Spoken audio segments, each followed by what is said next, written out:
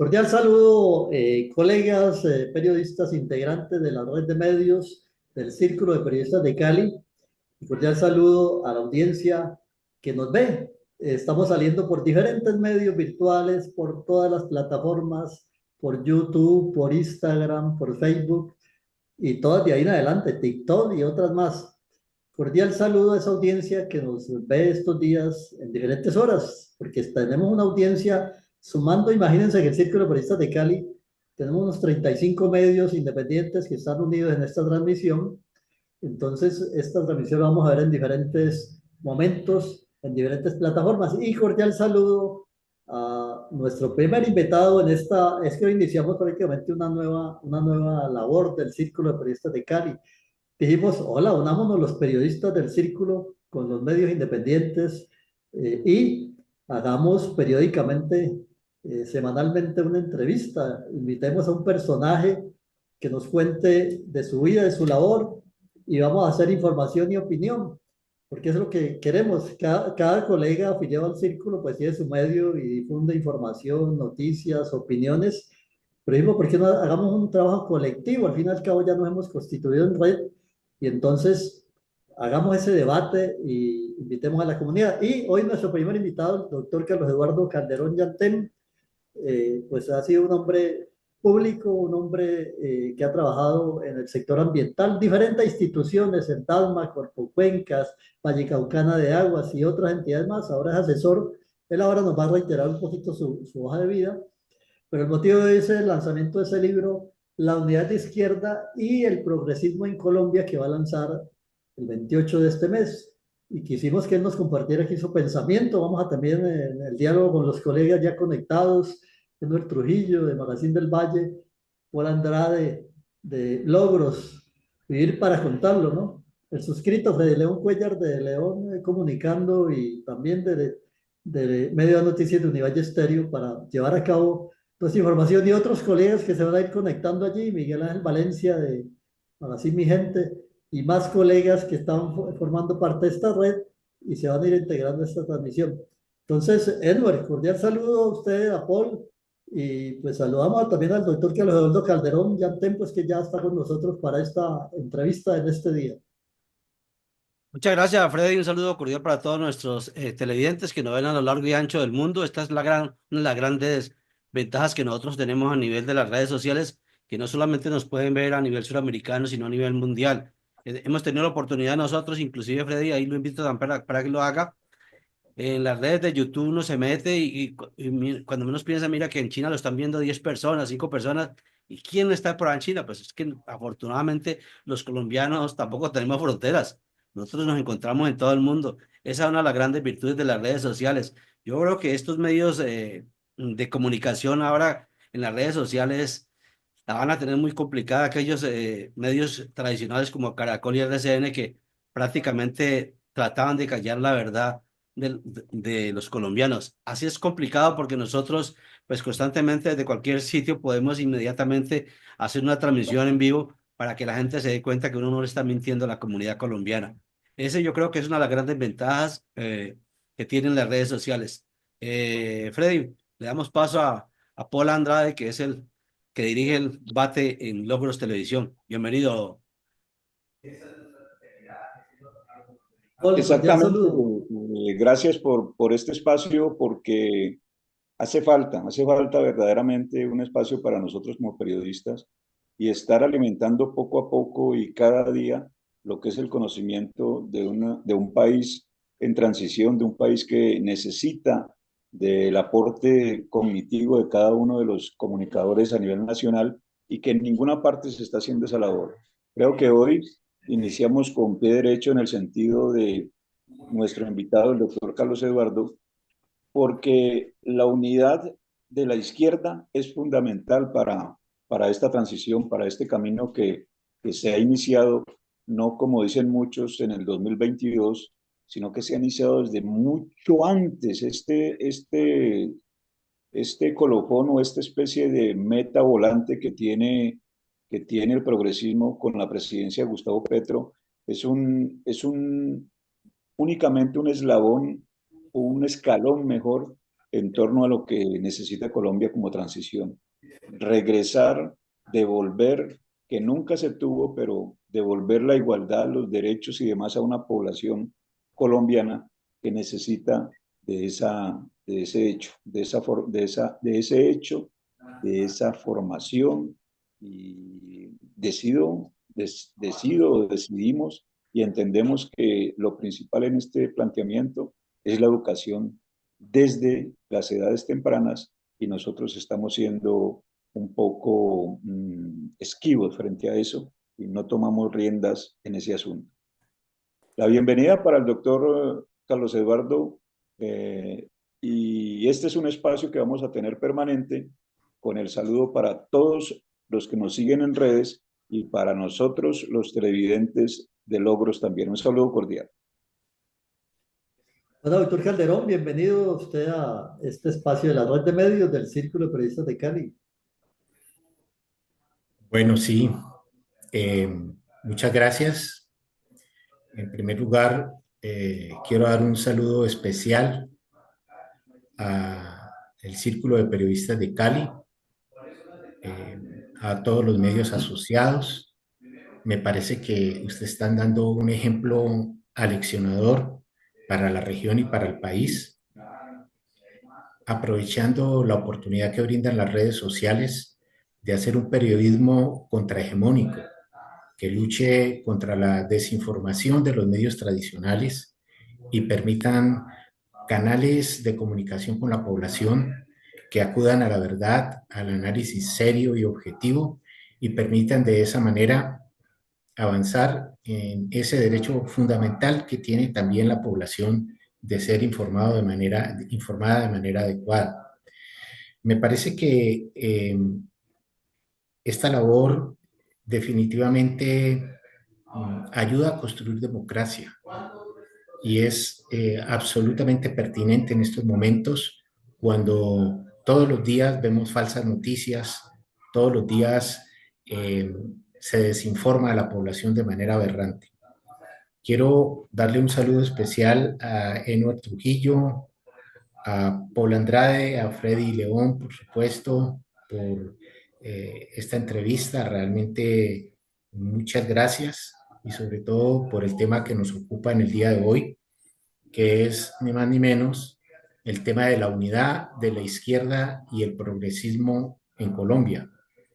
Esto es un esfuerzo de reflexión, de revisión bibliográfica, histórica, que empecé hace muchos años con mi misma vivencia. Y yo toda mi vida me he movido en los movimientos sociales, igualmente en la militancia de la izquierda y el progresismo y la democracia, combinada con el ejercicio profesional. Siempre he creído que no está, el ejercicio de cualquier profesión no está exento de tomar partido, de tener una visión del mundo, y es lo que he hecho en todos los cargos que he desempeñado a lo largo de mi vida. Tener una opción por la gente más débil, una opción por la población más vulnerable que requiere que se le resuelvan problemas. Por eso hoy, cuando presento a ustedes el fruto de un esfuerzo intenso del último año. El año pasado dedicado a escribir, a investigar y a escribir, y ya a comienzos de este año puedo decir, aquí está el resultado. Pues me alegra enormemente, porque el libro pretende ser un insumo para la discusión. No es una Biblia, un recetario de fórmulas acabadas, ni más faltaba. Es una propuesta metodológica para que las diferentes organizaciones que constituyen ese espectro amplio de la izquierda y el progresismo se evalúen y avancen en los procesos que ahora vamos a mencionar rápidamente. Están en curso, tendientes a resolver las diferencias transitorias o coyunturales que hay entre ellos, y avanzar en la constitución de fuertes movimientos sociales y políticos que, con la bandera de la unidad, permitan, por una parte, darle continuidad a las reformas del cambio, porque quiero decirlo, yo apoyo el gobierno del presidente Gustavo Petro, pero por otra parte también permita que esas fuerzas sean el epicentro de la continuidad de esta transformación, ganándole el pulso a la extrema derecha en las elecciones tanto parlamentarias como presidenciales del año próximo, del año 2026. Ya este año, a finales de este año, prácticamente arranca el calendario electoral y tenemos que estar totalmente despiertos, alertas, para lograr que efectivamente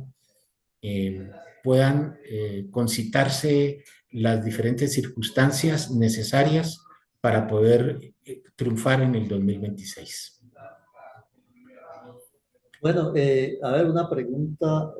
Pues vamos a irnos rotando, compañeros, las preguntas con el doctor Calderón. Pues yo de pronto diría, ¿qué reflexión inicial hay, doctor Calderón? Pues que se logró primera vez en la historia un presidente progresista.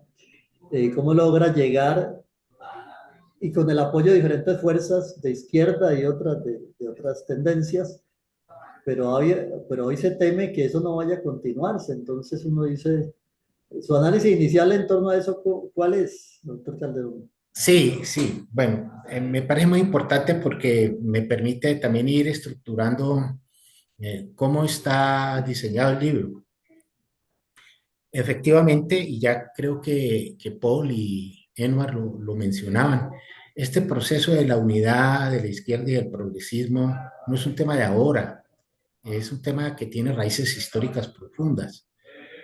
Pero para atenernos, digamos, a las últimas dos coyunturas electorales, para no irnos mucho más atrás, porque tendríamos que hablar incluso de todos los procesos que vinieron después del Frente Nacional, cuando hubo que hacer unidad en torno al contra el bipartidismo, pero mucho más acá, hablando de las elecciones del 2018 y luego las elecciones del 2022, vemos que el factor fundamental del triunfo, el factor fundamental que permitió abrir las posibilidades de la esperanza en nuestro país hacia las reformas sociales, económicas y políticas que puedan enraizar la equidad y la igualdad, la justicia y la paz, fue la unidad.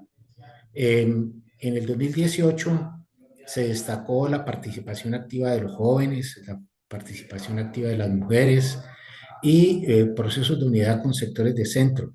Con diferentes matices se logró avanzar y acumular fuerzas. En el 2018 no se logró, como todos lo sabemos, llegar a la presidencia, pero sí se acumularon fuerzas y se dio un salto cualitativo importante que preparó el terreno para el 2022.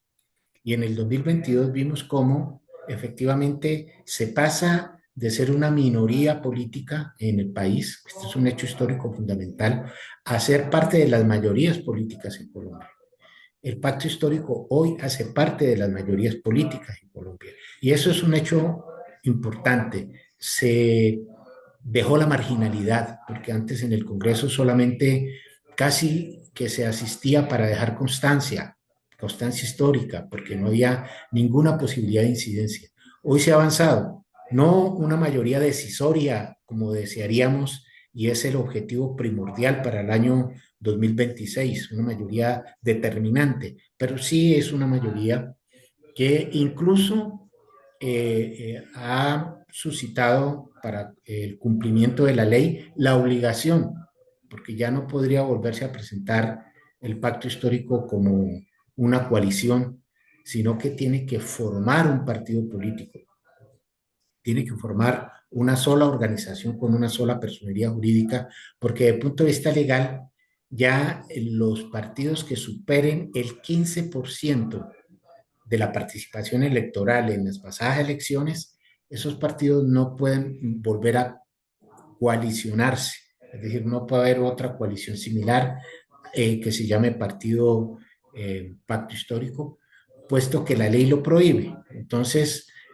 tanto por las necesidades de la unidad como por esta obligación de orden legal, el pacto histórico avanza en la constitución de un movimiento o un partido unitario con una sola personería jurídica que agrupe a las diferentes organizaciones que lo constituyen y cada uno pueda tener vida propia, orgánica, interna, es decir, sería un partido de tendencias, un partido a su interior diverso, plural, como debe ser, digamos, la unidad entendida en estos tiempos, digamos, posmodernos, en los cuales no hay partidos únicos como tales, excluyentes, sino partidos que incluyen esa diversidad histórica, cultural, de origen que tienen las diferentes organizaciones que constituyen el pacto histórico y logren efectivamente llegar a un gran movimiento.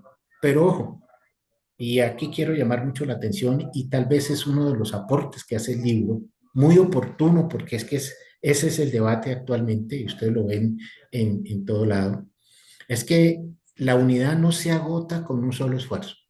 La unidad de la izquierda no es solo el pacto histórico o el movimiento o partido del pacto histórico. La unidad de la izquierda y el progresismo trasciende al pacto histórico. Hay, por ejemplo, otros sectores que están avanzando en ese proceso que se han denominado unitarios, que también son un grupo de partidos y movimientos de izquierda como Comunes, el Partido de Trabajo de Colombia, la Unidad Democrática, Todos Somos Colombia, sectores liberales, etcétera, que plantean que por consideraciones de orden político, cultural, histórico, ellos no entrarían ya en estos momentos a esa gran vertiente del pacto histórico, pero se reclaman también de izquierda y del progresismo y en consecuencia van a contribuir a la gran torrente que se quiere conformar, ese gran cauce que se quiere conformar para poder ganar mayoritariamente las elecciones en el 2026. Yo diría, el proceso de la unidad es como la construcción, y ahí viene mi información, digamos, ecológica, ambiental, es como la conformación de una gran cuenca, pero esa gran cuenca tiene una serie de vertientes. Entonces, esa serie de vertientes son las diferentes iniciativas que se vienen tejiendo desde diferentes ángulos de la izquierda.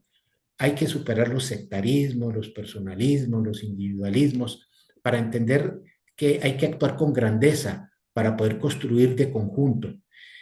Hay otro sector también diferenciado que no podrá entrar o no tiene condiciones políticas o históricas o coyunturales para entrar inmediatamente al proceso de la unidad que plantea el pacto histórico. Son, por ejemplo, los movimientos de corte indigenista o de negritudes, porque ellos están amparados por unas excepcionalidades constitucionales que les garantizan las curules, independientemente del número de votos. Hay unas curules aseguradas para las negritudes y hay unas curules aseguradas para los indígenas.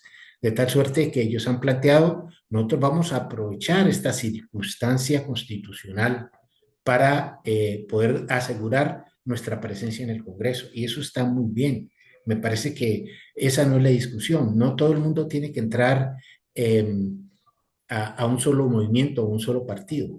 Sí tiene que entrar a esa gran torrente, a esa gran cuenca que finalmente va a ser, por eso hablamos, la izquierda y el progresismo, porque donde nos vamos a juntar todos, al final, es en lo que se ha denominado el Frente Amplio. El Frente Amplio, como su nombre lo indica, no solamente está constituido por las diferentes iniciativas de los agrupamientos diversos de la izquierda, sino también de los movimientos sociales, sindicales, barriales, es decir, el poder popular, el pueblo organizado participaría de ese Frente Amplio. Y también queda abierta la puerta para que otros sectores de otras vertientes políticas, por ejemplo, sectores liberales, sectores socialdemócratas, de centro, los verdes se acaban de anunciar que se van a dividir, un sector es marcadamente progresista, otro sector desafortunadamente ha estado más del lado de la derecha y en contra de las reformas que ha impulsado el actual gobierno. Pero con todo, el sector democrático y progresista de los verdes va a entrar también en esa torrente y muy probablemente va a tener una identidad propia, pero eso no es el problema. Es decir, tenemos que superar la visión sesgada de la unidad y ampliarnos a entender que se construye desde diferentes frentes, desde diferentes ejes. Y de esa manera podemos avanzar de manera decidida a la gran meta, porque todos estos procesos van a aportar para acumular curules. Necesitamos mínimo 55 curules en el Senado y por lo menos 86 curules en la Cámara de Representantes. Y esto no puede hacerse desde una sola iniciativa, sino de diferentes iniciativas. Claudia Sheinbaum, con su partido Morena en México, está avanzando de manera muy rápida y lo hizo también Andrés Manuel López Obrador por una razón, y es que tienen también el control del Congreso. Es decir, pueden fácilmente lo que se plantea desde el Ejecutivo, transformarlo en reformas políticas y sociales a favor de las mayorías, a favor de la gente. Yo en el libro también señalo estas experiencias, es parte del esfuerzo investigativo que se hizo de varios países.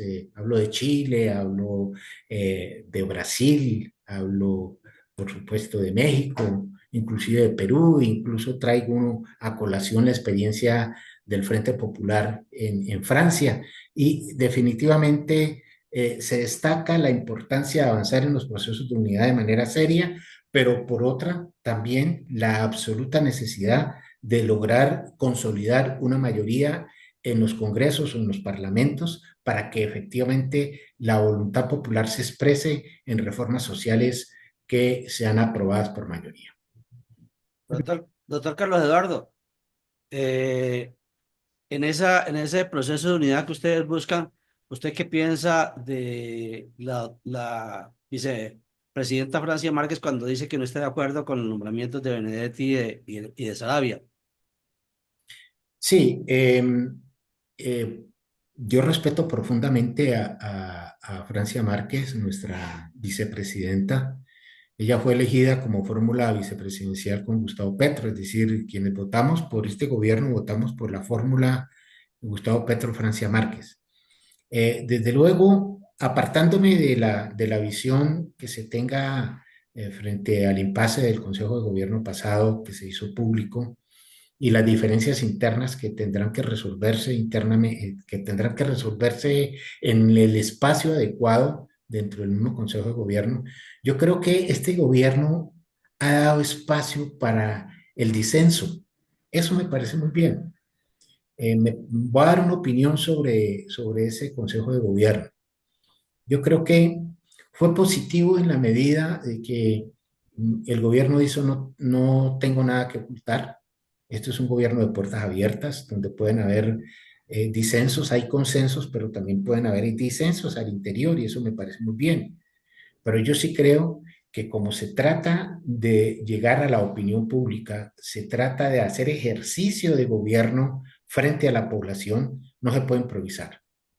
Yo lo diría de manera muy respetuosa, validando el ejercicio de los consejos de gobierno públicos. No todos serán públicos, habrán algunos temas de seguridad nacional, por ejemplo, que no, o de reserva, que no podrán tratarse públicamente, pero en general la iniciativa de hacer consejos de gobierno de cara a la ciudadanía me parecen válidos. Por ejemplo, en el gobierno departamental, y traigo aquí a colación a Angelino Garzón, lo hacíamos todo el tiempo. Los consejos de gobierno eran abiertos, públicos. Todos los consejos de gobierno entraban a los medios de comunicación y eran abiertos a la ciudadanía.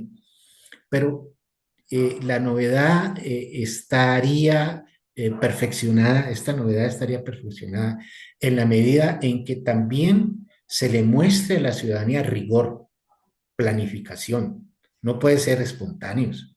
Los consejos de gobierno, si bien deben ser transparentes, la transparencia a veces no significa espontaneidad. Entonces yo creo que la transparencia tiene que ir de la mano de la planificación. Y ahí yo creo que se corregiría en buena medida los desajustes que pudieron haberse presentado o informaciones o sesgos que pudo haber producido ese Consejo de Gobierno, que definitivamente generó diversas interpretaciones, no todas desafortunadamente favorables. Entonces, para ganar mayor consenso en la opinión, que es lo que se busca también con un Consejo de Gobierno, yo creo que deberían de planificarse mejor, orientarse y tener propósitos claros, sobre todo destinados no a ventilar los problemas internos de los ministros o entre los ministros, sino a informar a la ciudadanía de las ejecutorias públicas en función del cumplimiento de los objetivos y metas del Plan Nacional de Desarrollo. Eso sería, digamos, otro enfoque mucho más ejecutivo, mucho más de Estado. Bueno, saludamos a Miguel Ángel Valencia, que se integra de Magazine Mi Gente. Paul Andrade, por favor, siga usted.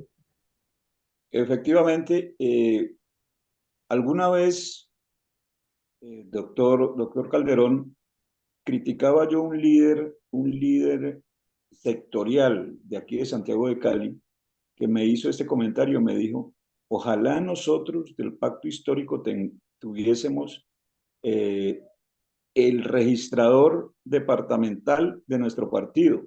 Y yo le pregunté, ¿por qué razón? Y me dijo, no, pues para poder hacer las trampas que ellos nos hacen a nosotros. Le dije, te encuentro totalmente desubicado. Encuentro que tu reflexión no tiene nada que ver con izquierda, tu reflexión tiene que ver con tramoya, con trampa.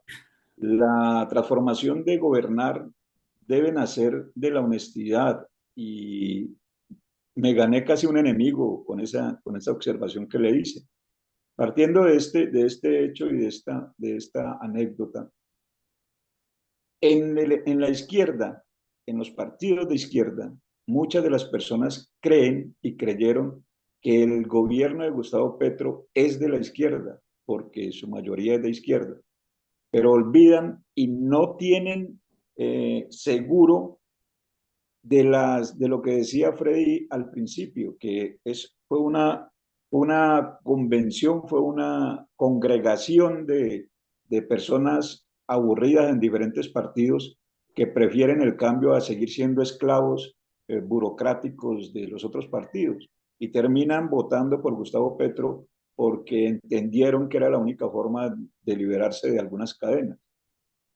Y en la izquierda, muchos líderes, yo a usted lo veo claro en el concepto y qué bueno poderlo observar de esta manera, pero muchos líderes que en este momento están en cargos públicos, muchos dignatarios, no tienen la claridad de que solos no se podría continuar, porque además la diferencia al momento de la votación de Gustavo Petro y el desaparecido ingeniero Hernández no fue abismal, fue demasiado corta. Significa entonces que es primero identificarse al interior del partido, de los partidos que hacen parte de la izquierda y del progresismo, para poder llegar a una victoria en el 2026. El libro que usted tiene va a ser una enseñanza propia para nuevas generaciones. Está enmarcado dentro del libro la incertidumbre y la ambigüedad que tienen algunos liderazgos de izquierda frente a ese concepto. Sí, efectivamente usted toca unos temas que son muy pertinentes. Quiero empezar señalando que Gustavo Petro ganó con 11.300.000 votos, más o menos, 1.290.000 y pico, 11.300.000 votos. No es que existan en Colombia 11.300.000 militantes de la izquierda, eso no es. Es decir, lo que se logró fue, como usted bien indica, concitar la voluntad de las mayorías de diferentes partidos, movimientos, incluso yo me atrevo a decir una parte sustancial de gente sin partido, gente independiente, que creyó en una opción que estaba harta de la politiquería tradicional, de todos los pelambres, y dijo, esta es una opción para que el país cambie. Y polarizó el país, esa decisión, afortunadamente mayoritaria para la candidatura de Gustavo Petro y Francia Márquez.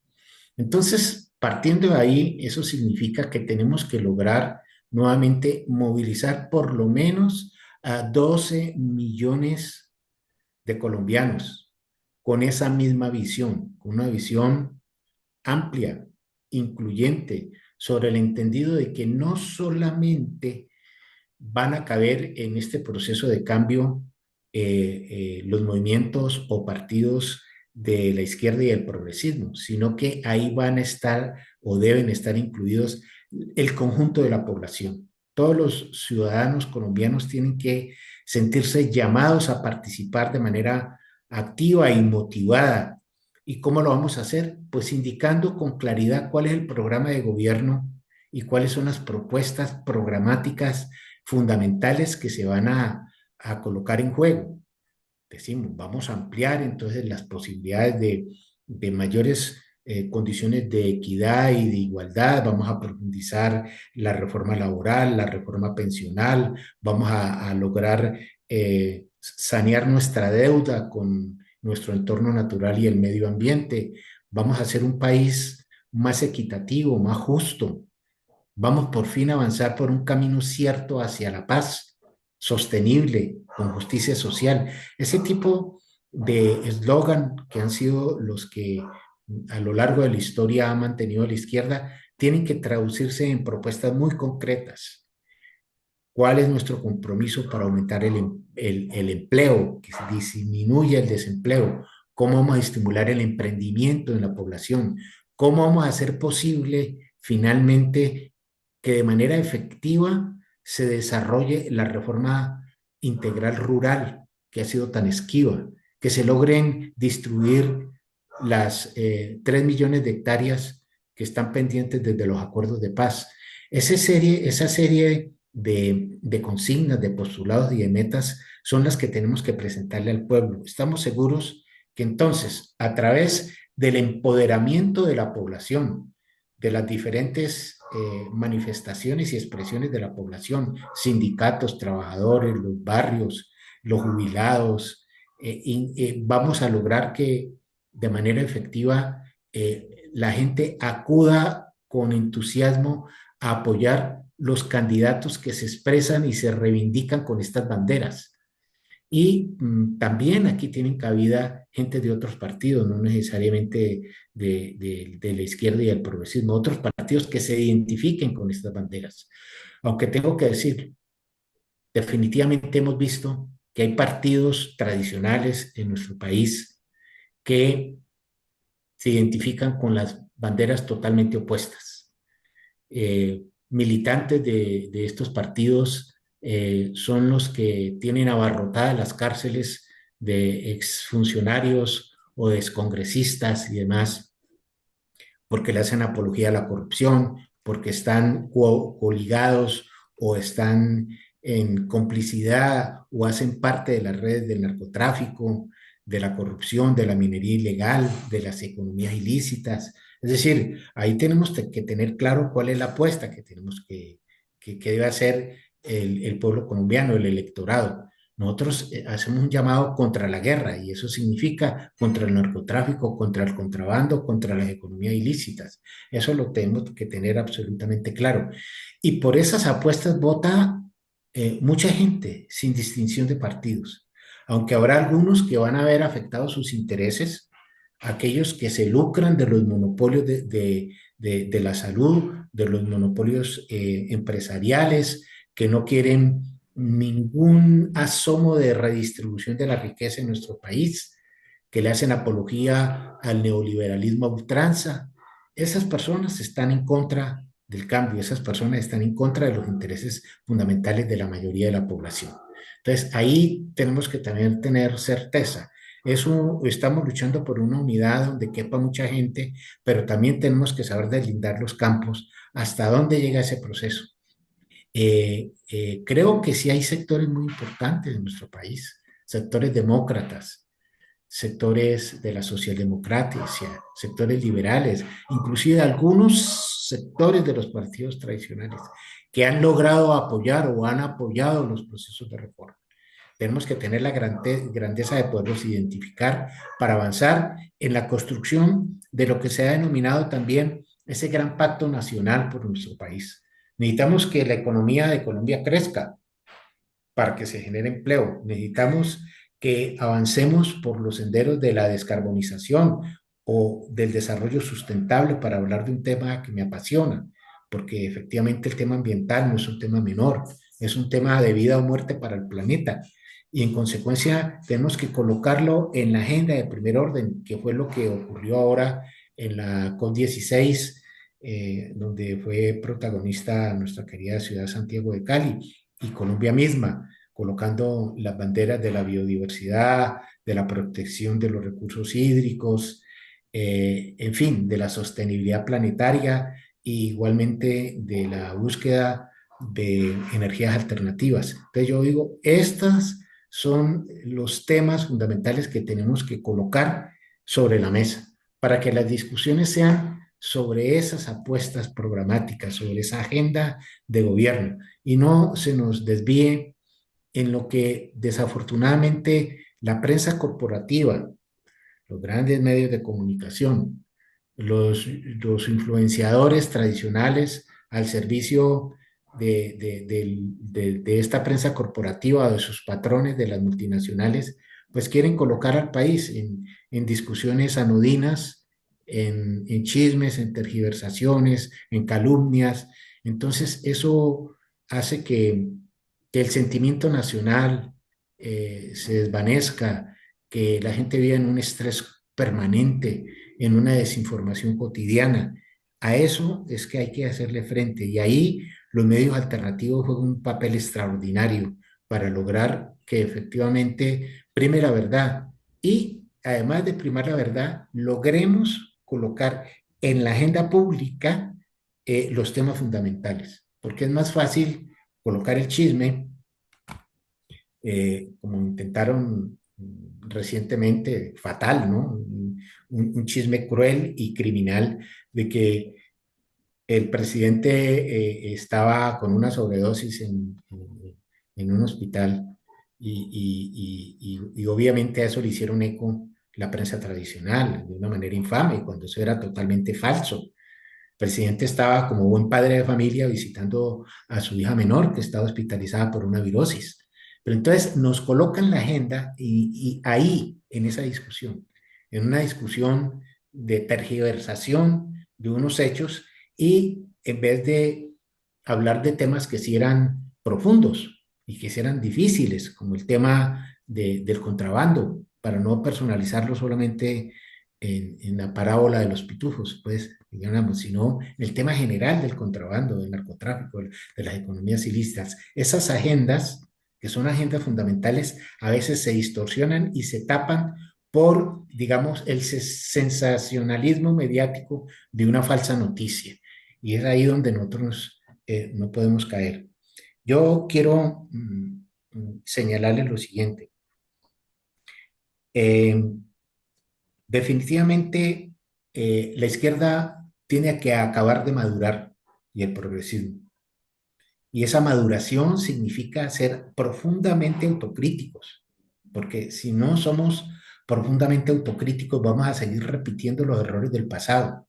Los procesos de unidad de la izquierda y del progresismo no son de ahora, como lo decía al comienzo, son procesos enraizados en la historia. Pero así como son procesos de los cuales podemos rescatar muchas cosas positivas, también hay veces arrastramos unos atavismos, unas taras del pasado, y las volvemos hasta el presente. Tenemos que ser capaces de superar los personalismos. Tenemos que ser capaces, hay veces, de sacrificar intereses partidistas por intereses generales del conjunto de la población en pos de la unidad para el triunfo. Y ahí, digamos, esto es un tema clave. Ahí está, digamos, el quid del asunto, en ser capaces de entender la grandeza de la unidad, que significa ni más ni menos que colocar los intereses sagrados de la población, los intereses fundamentales de los cuales hemos hablado, por encima de los intereses individuales. Por otra parte, yo creo que todas las agrupaciones de izquierda tienen una obligación en este periodo corto de tiempo, porque ya estamos en calendario electoral. Imagínense, en noviembre ya empiezan las elecciones. En noviembre ya tienen que empezar a inscribirse a partir creo que es la primera semana de noviembre, porque las elecciones legislativas son el 7 de marzo, si no me equivoco. Entonces, son 4 meses antes, son las inscripciones, es decir, desde este año ya hay inscripciones.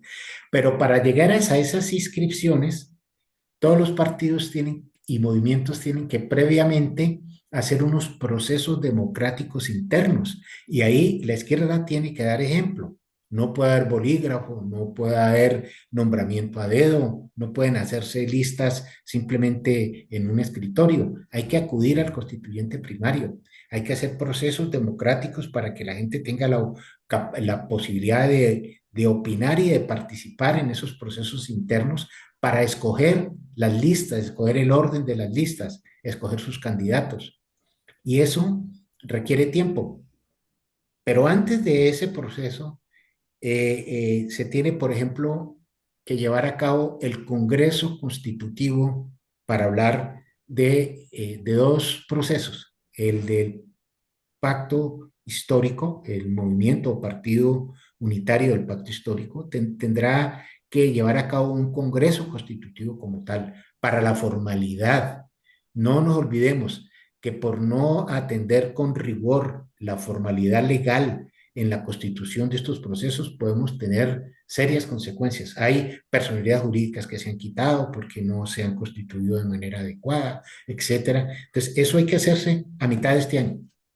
Y a renglón seguido, casi inmediatamente, resolver el tema de los procesos democráticos internos para la escogencia de las listas, los candidatos y demás. También, por ejemplo, unitarios, si quiere avanzar en esos procesos internos, tiene que definir los partidos de unitarios que definitivamente digan no entramos al pacto histórico, tendrán que agruparse en una coalición, porque solos, hay que decirlo, y eso lo he hablado en varios espacios de manera muy fraternal, no van a poder obtener el umbral está muy alto. Para Senado está en 600,000, 650,000 votos. Es un umbral al cual pueden arriesgar mucho partidos que puedan intentar participar, incluso sacar hasta 500,000 votos y finalmente, por no alcanzar el umbral, simplemente quedarse sin escaño. Es decir, se perdería una votación gigantesca. Esa es, digamos, la apuesta minuciosa, real, objetiva, concreta, con un espíritu unitario que tiene que hacerse y evaluarse, donde efectivamente vamos a poder lograr ese umbral. Hay algunos partidos, por ejemplo, de este bloque de unitarios que desafortunadamente no perdieron su personería jurídica por decisiones del Consejo de Estado, es lo que yo hablo, por decisiones legales. La perdieron, no la van a poder recuperar de aquí a lo que termina este año. Por el contrario, se están reafirmando inclusive otros partidos que probablemente pierdan su personería jurídica. Recientemente le reconfirmaron a Fuerza Ciudadana que perdió su personería jurídica. Entonces, estos partidos tienen que evaluar con sensatez, con grandeza, con espíritu unitario, dónde efectivamente pueden acumular más. Dentro del pacto histórico, dentro del proceso unitario, a través, ahí ya no sería de un solo partido, sino de una alianza. Esa alianza efectivamente en cabeza de qué partidos se harían. Eso se tiene que resolver también y por lo tanto tendrán que rápidamente también hacer un congreso constitutivo de ese proceso o de esa coalición que se quiere conformar. Yo creo que en esa filigrana de la reglamentación electoral, de las reglas de juego electorales, se puede ganar o se puede perder. Entonces yo llamo la atención de que se avance con mucho cuidado en lograr definir una ruta clara, con tiempo, para que se tome una decisión sobre la base de los procesos de unidad, pero también sobre la base de la lectura objetiva de las condiciones políticas de acumulación de fuerzas, si se tiene o no las garantías para lograr obtener por lo menos el umbral que garantiza que se consigan las curules. Una inquietud, doctor Calderón. Todo esto es temática en el libro La unidad de izquierda y el progresismo en Colombia. Para que hable un poco más del libro, la estructura, cómo se insertan para ir hablando del libro y que nos hable también del lanzamiento que va a ser a fines del presente mes. Sí, sí. Entonces, en el libro partimos de una tesis que ya la he venido desarrollando a lo largo de esta conversación. La tesis principal es que la unidad se construye desde diferentes ejes, no solamente de un solo eje. Hemos definido entonces tres grandes bloques dentro del proceso de unidad. Por un lado, el proceso del pacto histórico del partido o movimiento único unitario, perdón, no único, unitario del pacto histórico, que actualmente estaría conformado por el Partido Comunista, por la Unión Patriótica, igualmente está el Unitarios, que está constituido por Todos Somos Colombia, el Partido del Trabajo, la Unidad Democrática, el Movimiento de Integración Democrática. Ese es otro bloque. Entonces, estos dos grandes bloques recientemente se anexa al bloque del partido del pacto histórico, el Movimiento Progresistas, que es una excisión de maíz.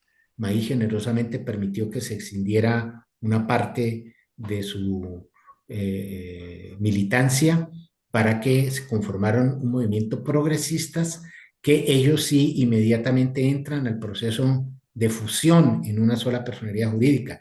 Pero Maíz, como lo decíamos anteriormente, ellos quieren reivindicar la posibilidad de hacer uso de la excepcionalidad constitucional porque ellos son un movimiento indígena y ya tienen garantizada una curul, o tendrían mayores posibilidades de acceder a una curul por las circunscripciones especiales.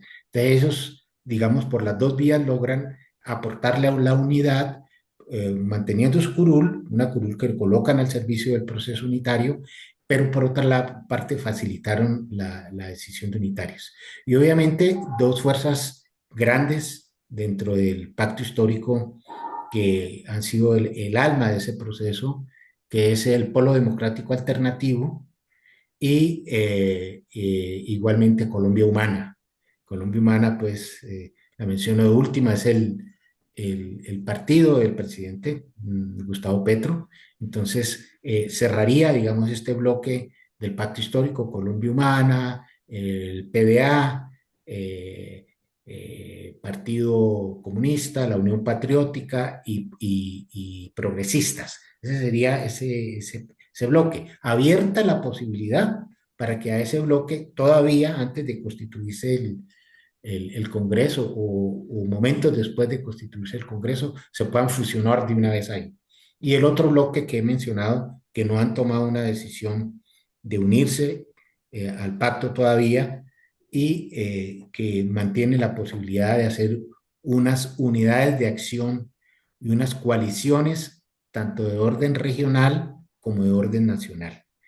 Pero bien, en todo caso, tengo que afirmarlo, y eso es un avance positivo dentro de este proceso.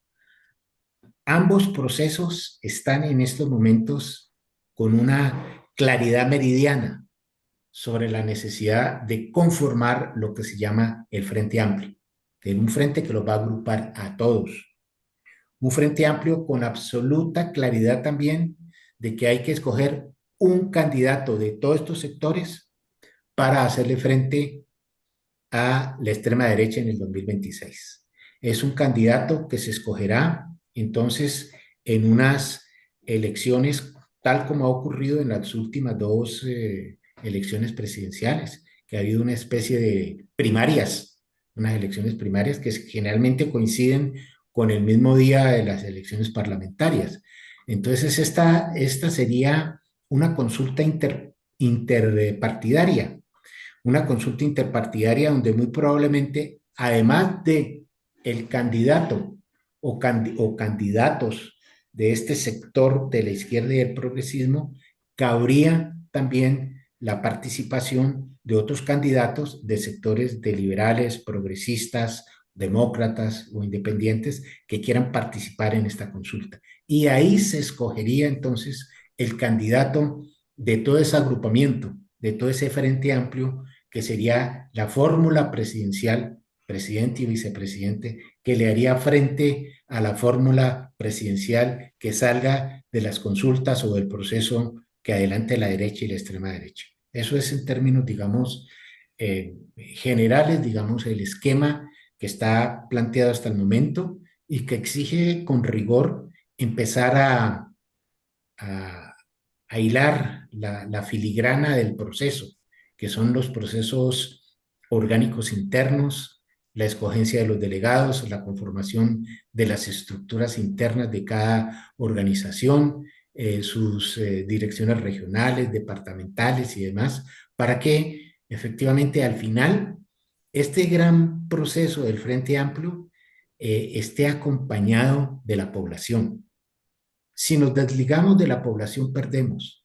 Si no logramos entender de que el proceso de las próximas elecciones se gana es de la mano del pueblo colombiano, no tenemos posibilidades. Y eso se logra entonces articulando con los sindicatos, con las confederaciones. Hay una experiencia singular que yo traigo a colación del año pasado, que es la Asamblea Nacional Popular, de la cual le voy a dedicar un minuto. La Asamblea Nacional Popular fue una extraordinaria muestra de lo que hay que hacer, porque trajo las principales federaciones de trabajadores, sindicatos grandes del país, tanto a nivel urbano como a nivel rural, iniciativas como la Minga del Suroccidente, iniciativas indígenas, campesinas, de negritudes, la población entera colombiana, luchadora y trabajadora se hizo presente en ese gran evento que se denominó la Asamblea Nacional Popular. Y justamente esa asamblea le hace un llamado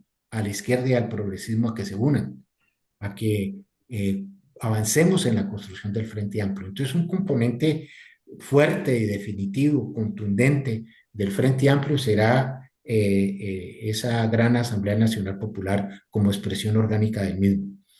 Y digo al final del libro que definitivamente los liderazgos juegan un papel fundamental.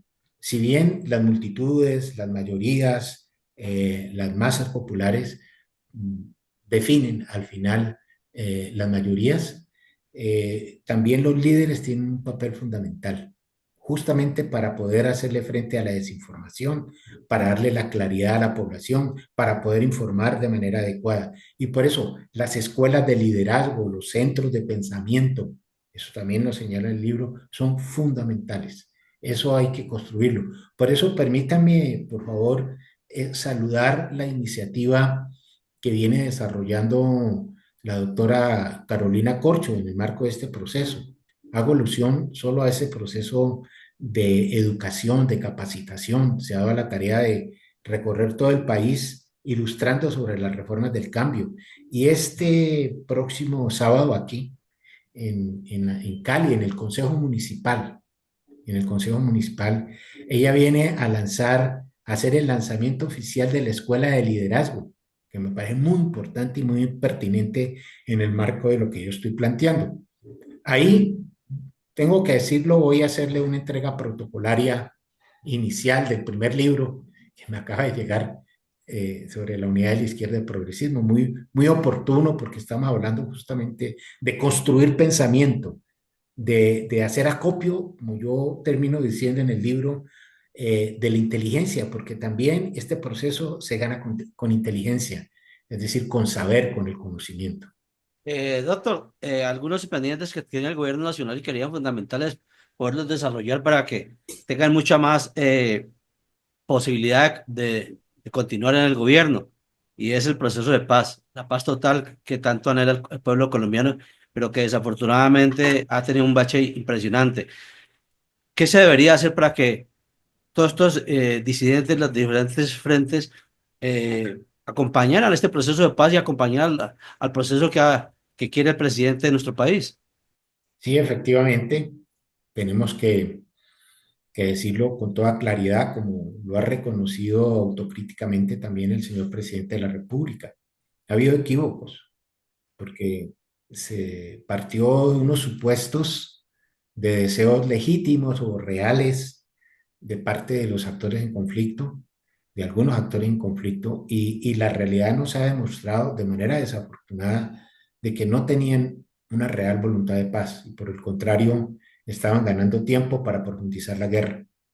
En eso yo creo que el gobierno ha sido absolutamente claro y contundente en señalar quienes quieran la paz, bienvenidos, ahí está la mano tendida, están los COMPES para el desarrollo social y regional de las zonas más álgidas del país de conflicto, para hacer inversión social, para buscar los recursos que permitan profundizar las reformas ahí donde se requiere, sobre todo aquellas relacionadas con la tierra, con la producción agrícola, con las oportunidades para las bases campesinas, indígenas y las negritudes que han sido afectadas sobre todo por este conflicto a nivel rural.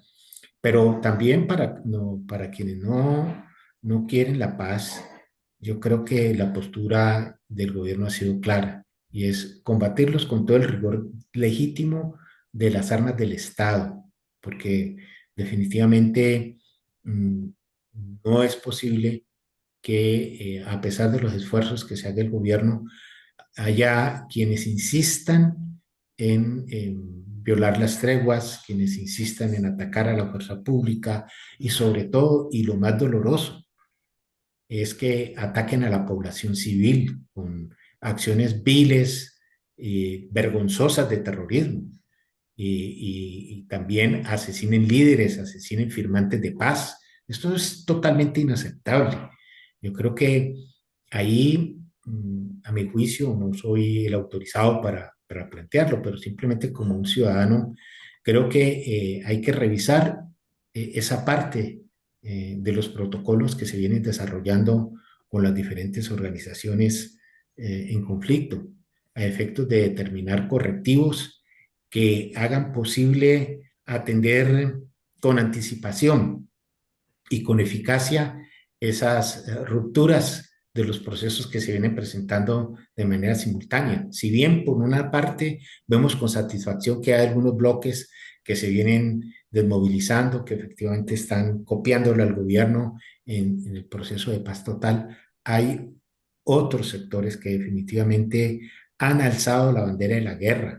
Entonces ya yo creo que la apuesta inicial de la paz total exige ya, por la fuerza de los hechos, una revisión profunda de la estrategia y de las tácticas. Eso sería el llamado como ciudadano que yo haría, revisar la estrategia y las tácticas que se vienen implementando en materia de la paz total, sin perder la visión general, que es la paz, por supuesto, pero adecuándolo a las características propias de la coyuntura nacional y de las coyunturas regionales, que son también muy específicas, porque casi cada región tiene unos actores propios y unas singularidades que requieren también un tratamiento específico. Entonces, eso es lo que yo podría decir. Yo sigo confiando de que vamos a poder avanzar, de que no vamos a lograr todos los propósitos que inicialmente se plantean, pero que sí vamos a avanzar en ese camino y que para poderlo continuar y perfeccionar y que la paz no nos siga siendo tan esquiva, necesitamos darle continuidad a este gobierno. Y de ahí la importancia, entonces, vuelvo y repito, de ganar las elecciones en el 2026 y para ello necesitamos entonces de la unidad de la izquierda y el progresismo. Paul, Doctor Carlos Eduardo, permítame en una comparación ubicarlo en un tiempo y en una situación. En el año 2017, en ese año ya sabíamos que Gustavo Petro iba a ser candidato a la presidencia. En el año 2021 ya sabíamos que Gustavo Petro iba a ser candidato a la presidencia. Pero en este momento, estamos comparando en ese tiempo, en este febrero, todavía no tenemos ni idea quién puede ser candidato a la presidencia por la unidad del progresismo, por el pacto histórico, por el conjunto que se pueda lograr. En ese orden de ideas estamos en desventaja o por ser gobierno tenemos ventaja.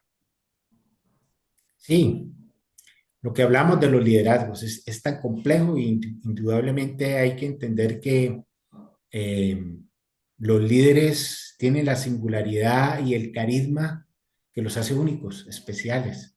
Y eso afortunadamente lo tuvimos en Gustavo Petro. Tampoco fue un líder espontáneo de coyuntura, toda su vida ha luchado y eso fue lo que le permitió ese acumulado histórico que sobresaliera como un candidato visible y real y que lograr y concitar a la unidad. Eso es lo que tenemos que construir ahora.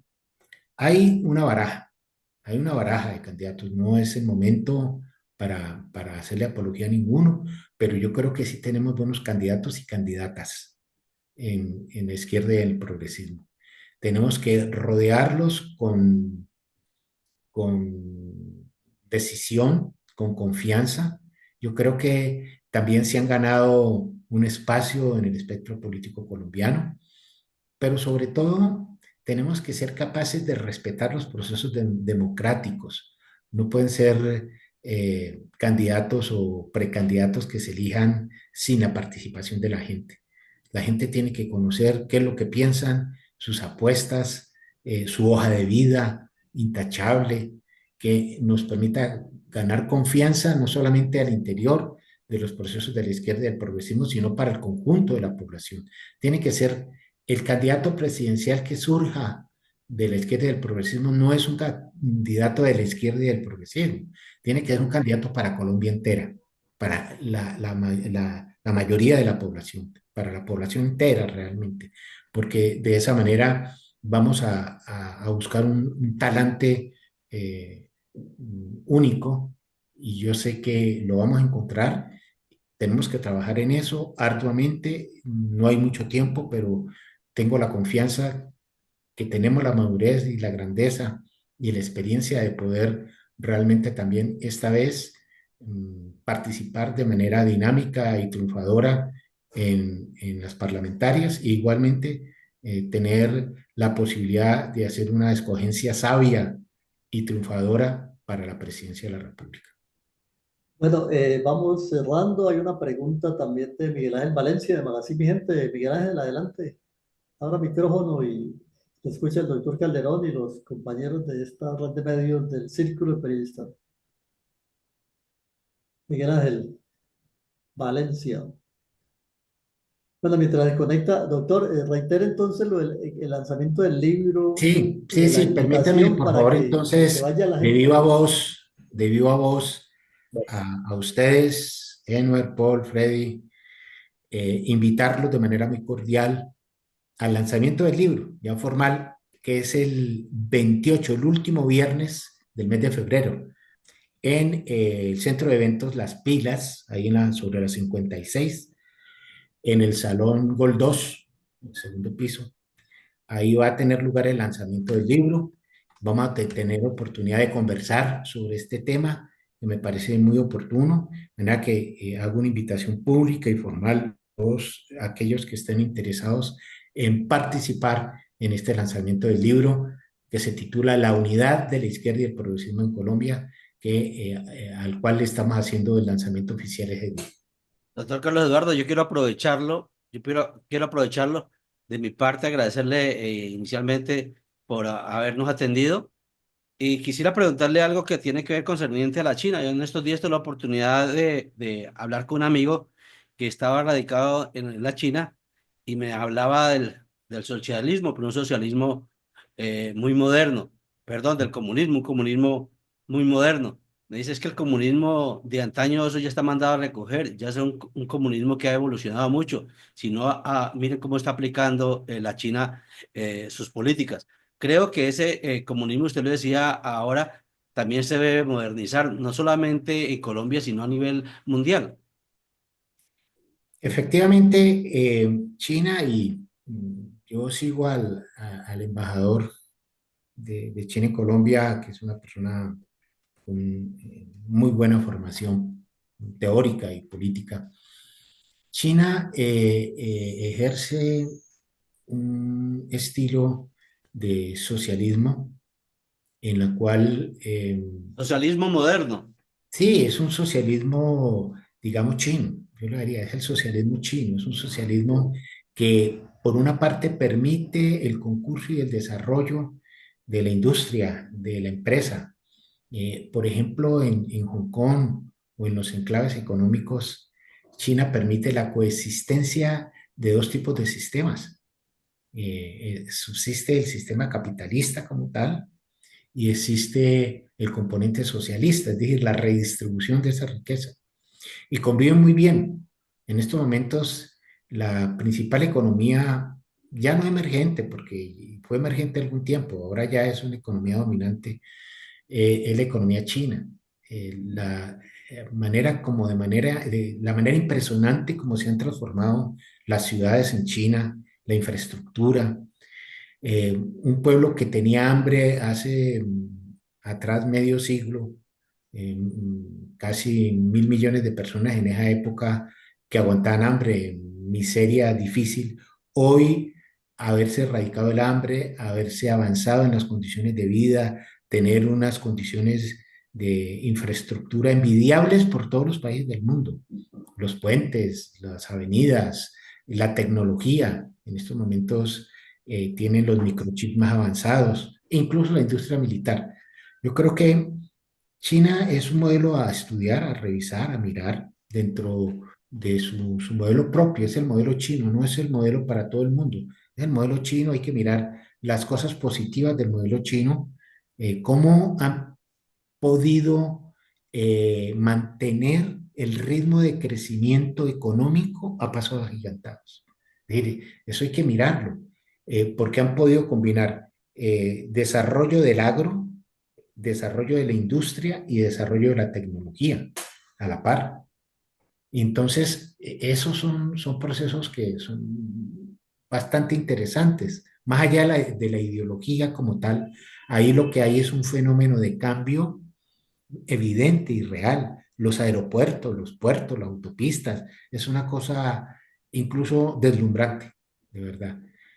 Porque lo más importante es que ese crecimiento y ese desarrollo que ha también impulsado la riqueza, porque China, un país económicamente poderoso, también se ha podido redistribuir internamente, que es, digamos, la gran discusión.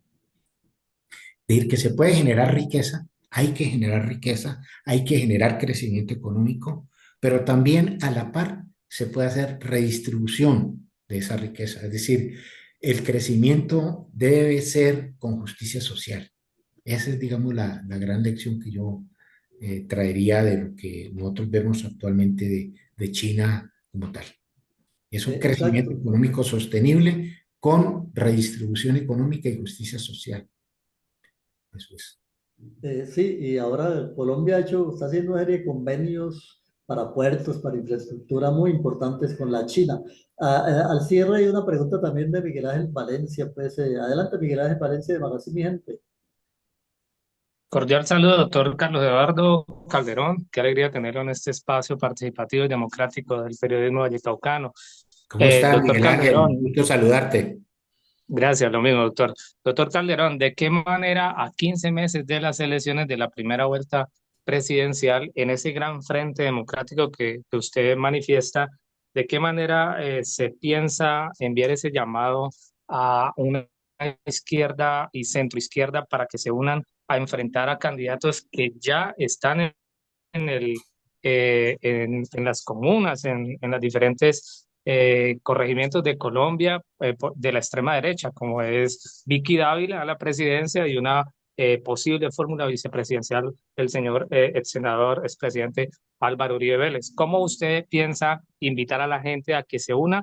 Porque en momentos se ve que la izquierda son muchos, pero están divididos. Sí, perfectamente.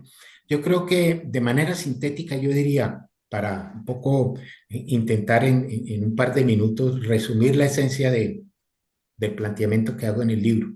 En primer lugar, hay unos tiempos legales ya definidos y hay que prestarle mucha atención porque usted efectivamente lo señala con total acierto. Ya las elecciones arrancaron y necesitamos entonces atemperarnos en las decisiones que se van a tomar a ese calendario electoral. porque si quedamos por fuera, pues simplemente perdemos. Eso en primer lugar. En segundo lugar, desarrollar los mecanismos que hagan posible la participación legal efectiva en esos comicios. Me explico. Si se va a crear el partido, un movimiento unitario del pacto histórico, hay que ya enfilar las baterías, ya tendría que estarse a partir del mes de marzo convocando el Congreso Constitutivo. Y eso significa entonces todos los procedimientos previos hacia ese Congreso, las asambleas en cada departamento, en los principales municipios, la estructuración de los organismos de dirección, la elaboración de los estatutos, la declaración de principios, las reglas de juego para participar en las elecciones. Es decir, estamos un poco cogidos de tiempo. Es decir, ya hay que hacerlo. Y lo mismo aplica para los otros sectores de la izquierda que vienen en ese mismo proceso. Ya el tiempo apremia, ya es el momento de empezar a traducir en hechos organizacionales esas tesis que nosotros estamos planteando. Estas tesis que se plantean en el libro, ya en el libro si se quedan ahí como planteamientos teóricos no nos sirve, ya hay que implementarlas en los hechos. Y lo otro, indudablemente, es los procedimientos democráticos de todos estos sectores para elegir las listas a Cámara, las listas a Senado e igualmente las precandidaturas para presidencia y vicepresidencia de la República. Eso tiene que estar también ya definido para finales de este año, ya tiene que avanzar, lo cual significa que se hagan las consultas en este año. En este año tiene que hacerse o los mecanismos democráticos de consulta interna de los partidos o igualmente las preparaciones para la gran consulta interpartidista que tendrá lugar el 7 de marzo, el día de las parlamentarias.